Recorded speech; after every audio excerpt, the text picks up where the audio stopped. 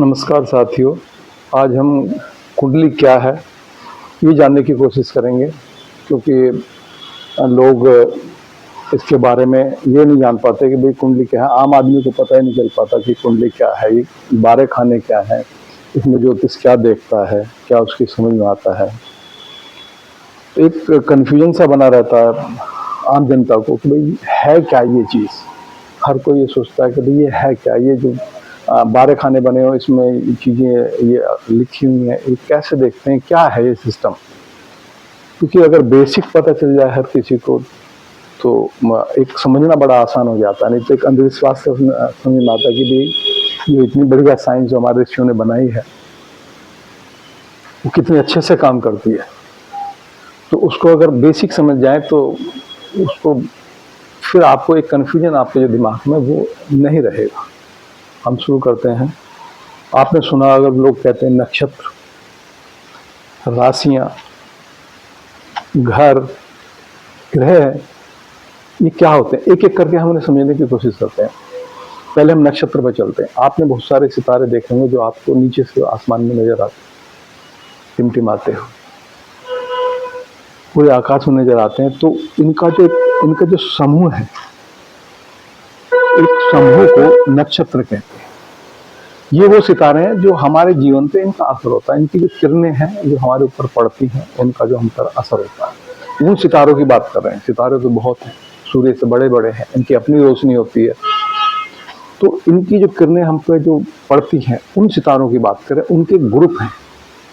एक ग्रुप को एक नक्षत्र बोला जाता है। ऐसी 27 नक्षत्र, 27 ग्रुप हैं आसमान के अंदर। आप इसको एक सर्किल समझिए, ऊपर वाली जो स्काई है उसको एक सर्किल समझिए। उसमें एक सीरीज में इस नक्षत्रों के समूह को हमारे ऋषियों ने अंकित किया और उनको नाम दिए, उनको अलग अलग नाम दिए नक्षत्र।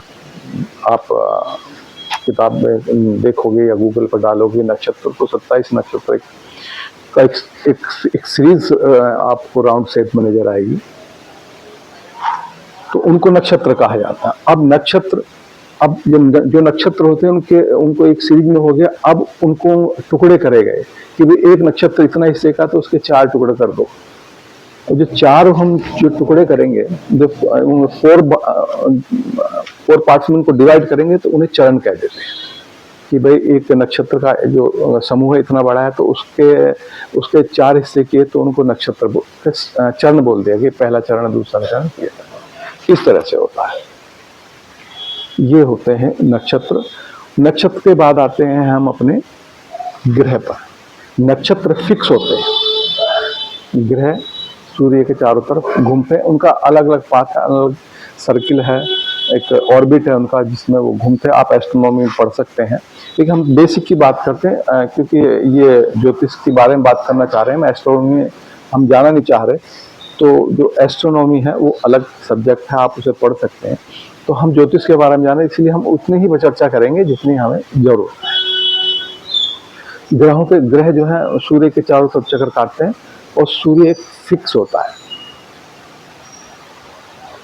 अब सूर्य की जो किरणें हैं वो ग्रह के ऊपर पड़ती हैं।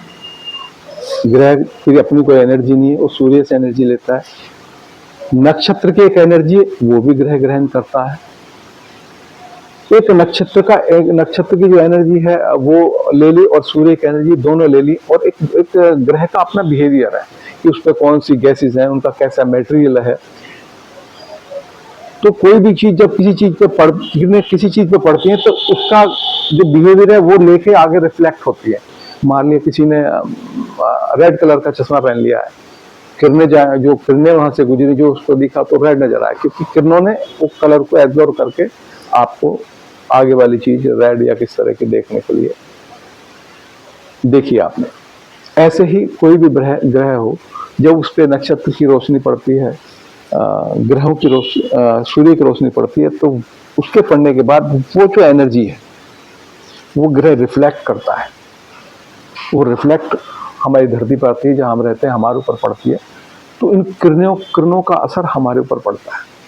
ऐसे ही अब कुंडली बनती कैसे है, नक्षत्र काम कैसे करते हैं, ये बड़ा लंबा विषय है। लेकिन हम बात पहले करते हैं कि जो हमें 12 खाने नजर आते हैं, जिनको हम हाउसेस कहते हैं, अब आप स्काई को देखते हो कि ये इस तरह से हमें राउंड नजर आता है, उसी को हमने पेपर पे उतारा राउंड शेप में और उसको 12 भाग में डिवाइड कर लिया।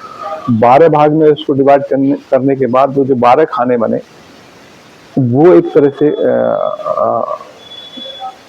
जो आपका जो आसमान है उसका एक प्रतिबिंब हमने पेपर पे उतार लिया। पहला भाग, दूसरा भाग, इस तरह से हमने उनको डिवाइड कर लिया। जहां पर आसमान में जो जो ग्रह बैठे थे और जिस जिस खाने में वो ग्रह आ गए, वो हमने उसके पेपर पर उसको उतार दिया। जो पूर्व दिशा में जो भी जो जब आदमी पैदा होता है, जो पूर्व दिशा में जो भी नक्षत्र होता है, उस समूह होता है। अच्छा, एक चीज और मैं आपको बताऊं कि जो नक्षत्र होते हैं, इनके एक तो के सितारों का समूह, उनको नक्षत्र बोल दिया। अब नक्षत्र के समूह को राशि बोल देते हैं। एक राशि में मैंने बोला था चरण होते हैं, 4 चरण होते हैं। एक राशि में 9 चरण होते हैं, जिसमें 2 नक्षत्र के पूरे पूरे होते हैं और एक का एक चरण होते हैं। ऐसे 9 नक्षत्र बन के एक राशि बन जाती है। तो बेसिकली नक्षत्रों का समूह ही राशि है, आप ये समझ। तो जो पहला जो ग्रुप नक्षत्र का जब हम पैदा होते हैं, पूर्व दिशा में जब बनता है, जो उस समय जो वहाँ राशि होती है, मतलब नक्षत्र का जो समूह होता है, वो हमारा पहला भाव होता है। पहला घर जो कुंडली में हमने 12 खाने बनाए, तो फर्स्ट जो खाना होता है इस तरह से होता है। बाकी बातें हम अगली बार करेंगे।